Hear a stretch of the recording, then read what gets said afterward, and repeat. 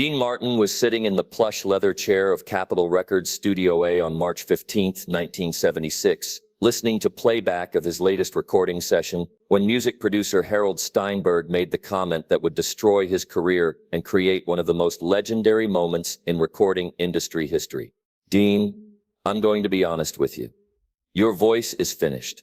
The years of smoking and drinking have caught up with you.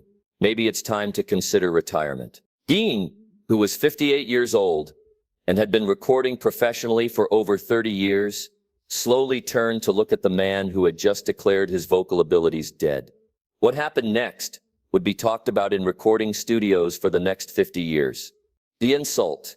Harold Steinberg had been hired by Capitol Records 3 months earlier as Dean's new producer, brought in from New York with a reputation for modernizing older artists and helping them adapt to changing musical trends. At 35, Steinberg represented the new generation of music industry executives who believed that experience meant nothing compared to contemporary commercial appeal. But Steinberg had made a fatal error in judgment about Dean Martin. The recording session that day had been going smoothly. Dean was working on his album Once in a While, which would feature a mix of classic standards and newer material designed to appeal to both his longtime fans and younger audiences. Dean had just finished recording The Way You Look Tonight when Steinberg stopped the session. "Dean, can I speak with you privately?" Steinberg had asked, gesturing toward the control room. The two men walked into the soundproofed control room, where Steinberg closed the door and launched into what he clearly believed would be a constructive conversation about Dean's future. "Dean, I've been listening to your recordings from the past few years, and I have to tell you, there's been a significant decline in your vocal quality." Dean raised an eyebrow but said nothing. "Your range has narrowed.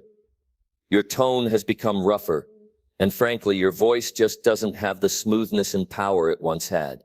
Steinberg was warming to his theme, apparently unaware that he was insulting one of the greatest vocalists in American popular music. "The music industry is changing. Dean, audiences want a different sound now. They want energy, they want youth, they want voices that can cut through modern production techniques."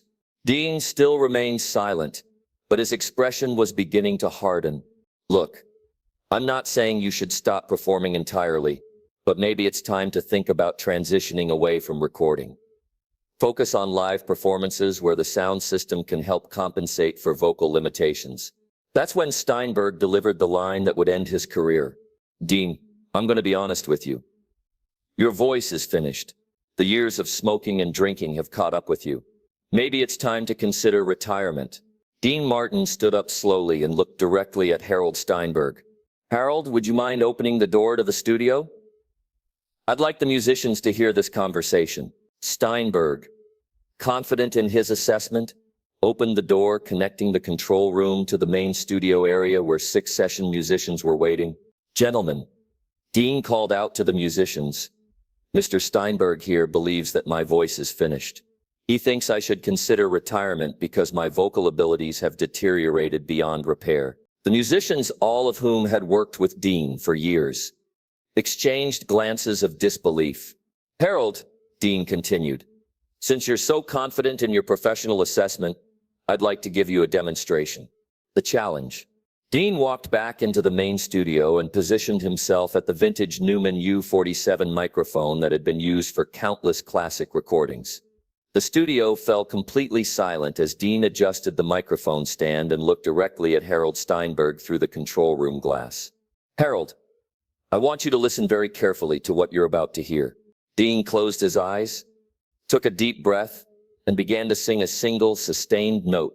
It was a middle C, held for exactly 12 seconds, with perfect pitch, flawless vibrato, and a tone so pure and powerful that it seemed to fill every corner of the studio. But what made the note extraordinary was not just its technical perfection. It was the way Dean gradually increased the volume and intensity, demonstrating complete vocal control as he moved from a whisper-soft beginning to a full-powered crescendo that showcased every aspect of his vocal range. The note demonstrated breath control that would have impressed opera singers, pitch accuracy that electronic tuners would confirm as mathematically perfect, and tonal quality that reminded everyone in the studio why Dean Martin was considered one of the greatest vocalists of his generation. When Dean finally allowed the note to fade to silence, the studio remained quiet for nearly 10 seconds. Then bassist Charlie Morrison began to applaud. Within seconds, all 6 musicians were applauding, and several were shaking their heads in amazement. "Jesus Christ, Dean," said drummer Tony Williams. "I've been playing with singers for 25 years, and I've never heard anything like that." Pianist Robert Chen added, "Harold, that was one of the most technically perfect vocal demonstrations I've ever witnessed." But Dean wasn't finished with Harold Steinberg. "Harold, would you like to hear what a finished voice sounds like when it's applied to actual singing?" Without waiting for an answer, Dean launched into an a cappella version of The Way You Look Tonight, the demonstration. What Dean Martin did next was provide a masterclass in vocal performance that left everyone in the studio speechless. He sang The Way You Look Tonight completely unaccompanied, using only his voice to create one of the most moving and technically impressive performances of his career. Dean began softly, using the intimate conversational style that had made him famous, but gradually began to demonstrate the full range of his vocal abilities.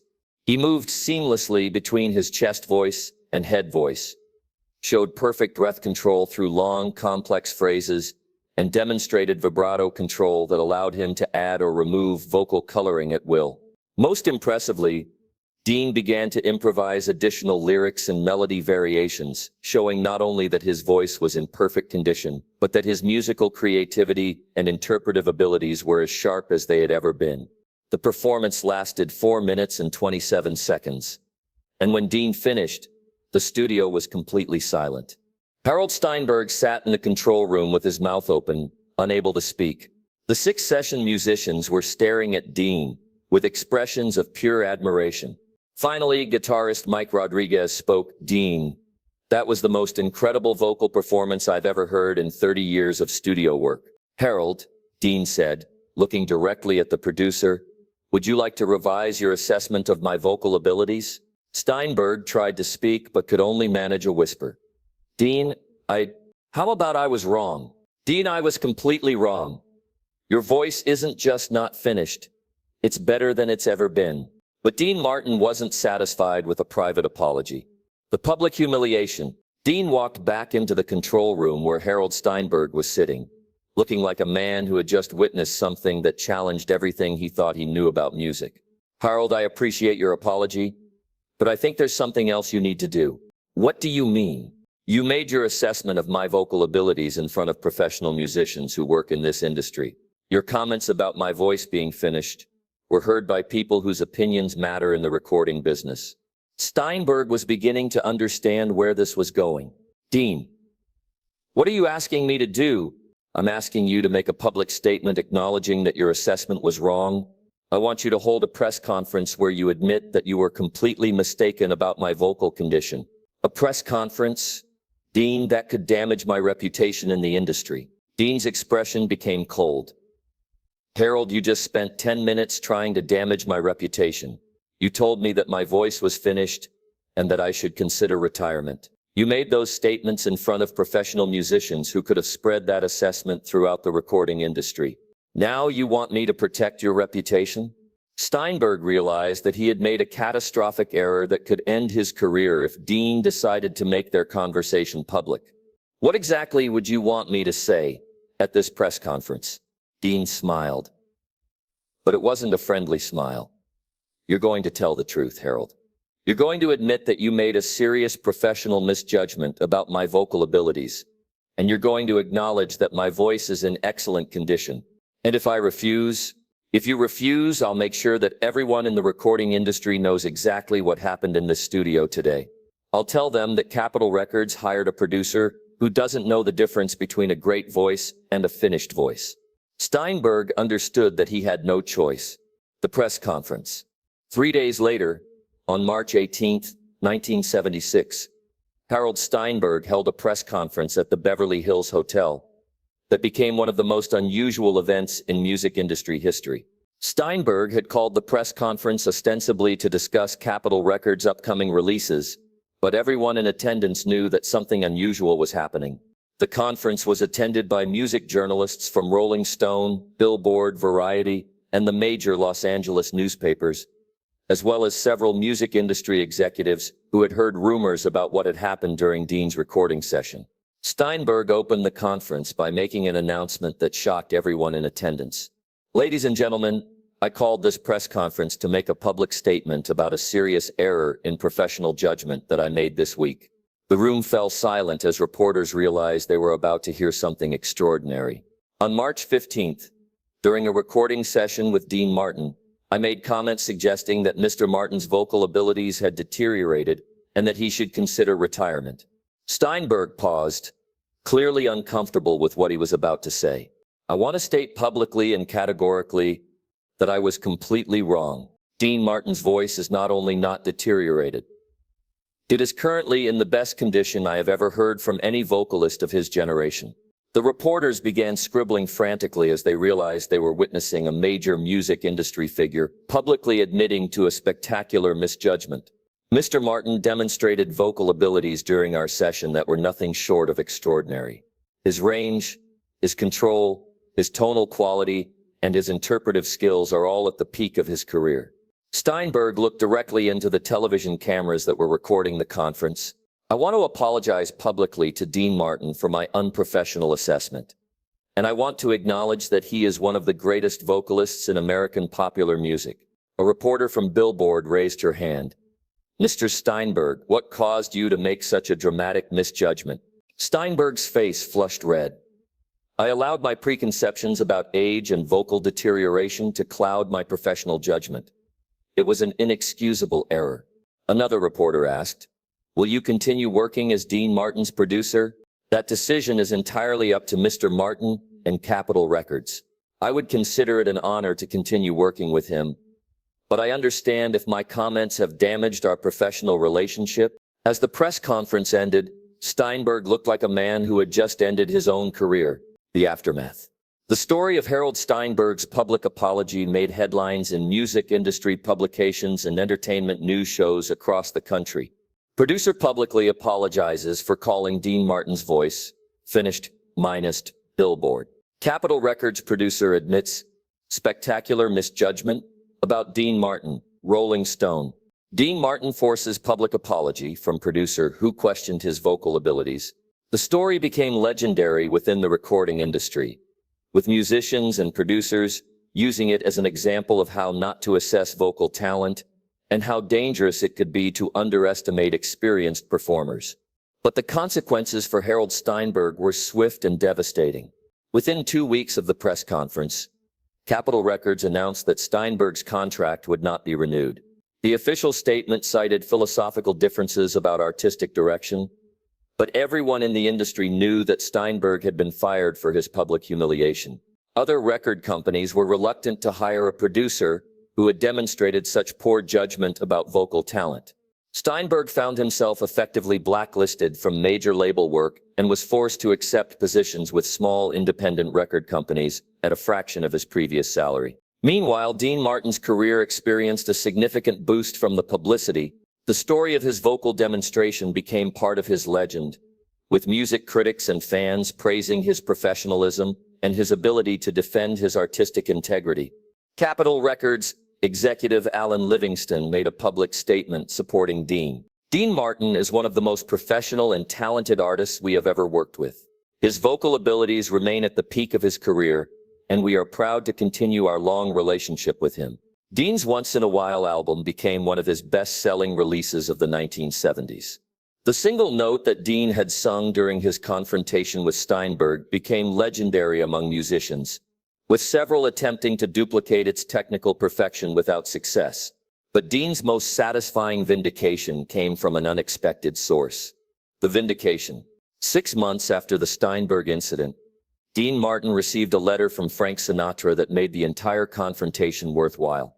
Frank had heard about the recording studio confrontation through the music industry grapevine, and he wanted to express his admiration for how Dean had handled the situation. "Dean," Frank wrote, "I heard about what you did to that producer who said your voice was finished. I wish I could have been there to see his face when you sang that note. But more than that, I want you to know that what you did was important for all of us who have been in this business for a long time. There are too many young hotshots in the music industry who think that age automatically means decline. You proved them wrong in the most devastating way possible. Your voice has never sounded better, and your demonstration of that fact will make it easier for all of us to resist the kind of age discrimination that's becoming too common in this business. Frank concluded his letter with a line that Dean kept framed in his dressing room for the rest of his career. Dean, you didn't just defend your own vocal abilities. You defended the dignity of every veteran performer in American popular music. The letter was accompanied by a recording that Frank had made specifically for Dean. It was Frank's version of The Way You Look Tonight, recorded as a tribute to Dean's studio demonstration. At the end of the recording, Frank could be heard speaking directly to Dean. This is for my friend Dean Martin, who proved that great voices don't get old, they get better. The legacy. The story of Dean Martin's confrontation with Harold Steinberg became one of the most frequently told legends in recording studio history. Music schools began using the incident as a case study in vocal technique and professional behavior. The single note that Dean sang became known in the industry as the Steinberg note, and vocal coaches would challenge their students to attempt to duplicate its technical perfection. But the most lasting impact of the incident was its effect on how the music industry treated veteran performers. Dean's dramatic demonstration of vocal excellence helped establish a precedent that age alone could not be used to dismiss the abilities of experienced artists.